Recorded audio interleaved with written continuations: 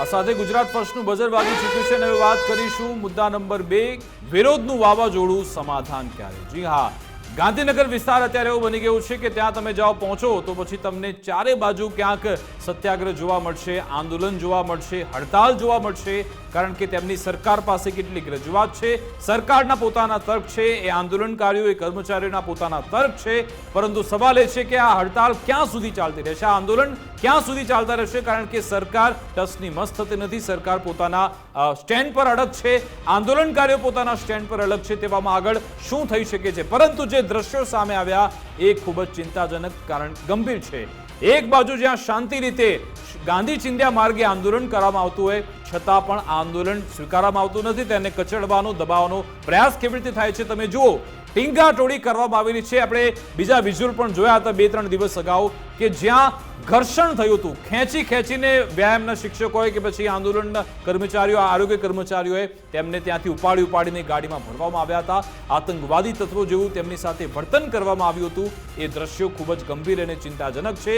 જો કે સરકારે લાલાક પણ કરી આંદોલન બાબતે, કારણ કે એક બાદ એક આરોગ્ય કર્મચારીઓ છે, હજારોની સંખ્યામાં આરોગ્ય કર્મચારીઓને ટર્મિનેટ કરવામાં આવ્યા હતા, છતાં પણ આરોગ્ય કર્મચારી પણ પોતાની માંગ સાથે અડગ છે.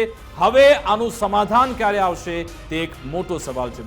વિકાસ, આમાં સૌથી અગત્યની વાત છે કે એક સાથે 3 આંદોલન ચાલી રહ્યા હોય, 3 વિરોધ પ્રદર્શન ચાલી રહ્યા હોય, જાણે કે ગાંધીનગરમાં જઈએ તો આમ આંદોલન નગર બની ગયું હોય એ રીતે એક પછી એક તમને છાવણીઓ દેખાય અને તમામમાં મોટી સંખ્યામાં જે કર્મચારીઓ છે કે પછી ઉમેદવારો છે, નોકરી વાંચુકો છે, વિરોધ કરતા હોય એટલે એના મૂળ સુધી પહોંચવું જરૂરી છે. સૌથી અગત્યનો મુદ્દો આરોગ્ય કર્મચારીનો છે, કેમ કે દરેક નાગરિકના આરોગ્ય સાથે જોડાયેલી બાબત છે. દરેક નાગરિકની જે આરોગ્ય વ્યવસ્થા છે એને અસર પહોંચે એ પ્રકારનો આ ગંભીર પ્રશ્ન છે અને મોટી સંખ્યામાં વિરોધ થઈ રહ્યો છે. સરકાર અલ્ટિમેટમ આપી રહી છે, ટર્મિનેટ કરી રહી છે, પણ ઉપાય ક્યારે આવશે? સમાધાનનો શબ્દ એટલે જ વાપર્યો છે. સમાધાન એટલે સમજૂતીની વાત નથી.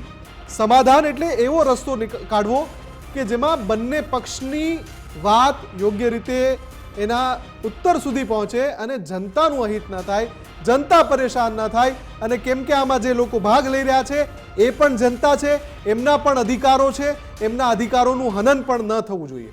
અત્યાર સુધી તો આપણે જોતા હતા કે આરોગ્ય કર્મી હડતાલ કરી રહ્યા છે, આંદોલન કરી રહ્યા છે, વ્યાયામના શિક્ષકો આંદોલનના માર્ગે છે. આજે મધ્યાહન ભોજન સાથે સંકળાયેલ લોકો પણ ગાંધીનગર પહોંચ્યા અને તેમણે વિરોધની શરૂઆત કરી હતી. મધ્યાહન ભોજન યોજના સાથે સંકળાયેલ જે કર્મચારીઓ છે, કર્મીઓ છે, તેમણે શું રજૂઆત કરી, પહેલા તે સાંભળીએ. છેલ્લા 1 વર્ષથી સરકાર સાથે અમારે આ વિષય હતા. ખાનગી સંસ્થા ગુજરાતમાં ભારત સરકારની ગાઈડલાઇન્સ મુજબ PM પોષણ શક્તિ નિર્માણ યોજના ચાલે છે. એમાં સ્પષ્ટ આદેશ છે કે દરેક રાજ્યની દરેક શાળાઓમાં ભોજન બનાવવાની વ્યવસ્થા હોવી જોઈએ. ગુજરાતમાં 36 વર્ષ પહેલાંથી વ્યવસ્થા ઉપલબ્ધ છે, ત્યારે ખાનગી સંસ્થાને આપવાનો કોઈ અવકાશ નહોતો. તેમ છતાં બજેટમાં 551 કરોડ રૂપિયા ફાળવી અને તમે કલ્પના કરો બધા જ રસોડા બનાવી દેવાના, બધું જ આપણી પાસે રસોડાને બધું અવેલેબલ છે, છતાં ખાનગી સંસ્થાઓને કોન્ટ્રાક્ટ આપવાનું. વધારે દુઃખ એટલા માટે છે કે ગુજરાત બહારની 4 સંસ્થાઓ માટે જાણે આ ડિઝાઇન બનાવી હોય એ મુજબ ગુજરાત બહારની 4 સંસ્થાઓથી પ્રભાવિત થઈ. વિકાસ, આમાં સેન્ટ્રલાઇઝ કિચન બનાવવાથી જે મધ્યાહન યોજના છે એના કર્મચારીઓને કોઈ અસર નહીં થાય એવું નિવેદન સરકાર તરફથી આપવામાં આવ્યું હતું 2 દિવસ પહેલા જ. વિધાનસભાનું સત્ર ચાલુ હતું એ દરમિયાન જ આ નિવેદન આપવામાં આવ્યું હતું. આપણે પ્રસારિત પણ કર્યું હતું.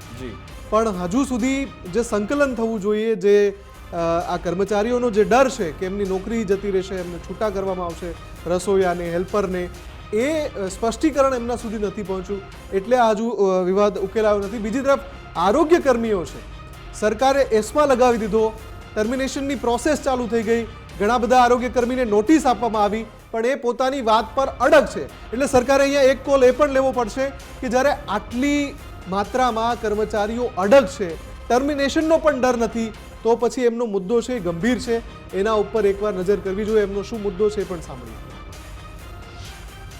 અમારું આંદોલન ચાલુ છે અને ચાલુ જ રહેશે.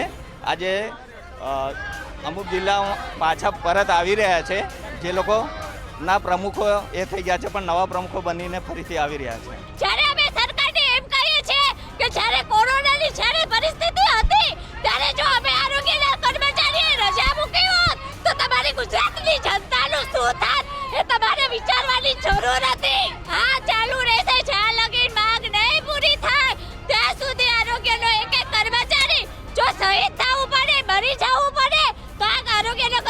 મરી જવા પણ તૈયાર છે, પણ હવે નથી ચૂકવાનું, નથી ચૂકવાનું, નથી ચૂકવાનું.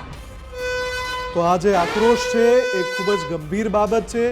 એમના જે ચહેરા પર જે તલખી જોવા મળે છે, જે ગુસ્સો જોવા મળે છે, એના તરફ સરકારે ગંભીરતાથી નજર કરવી પડશે.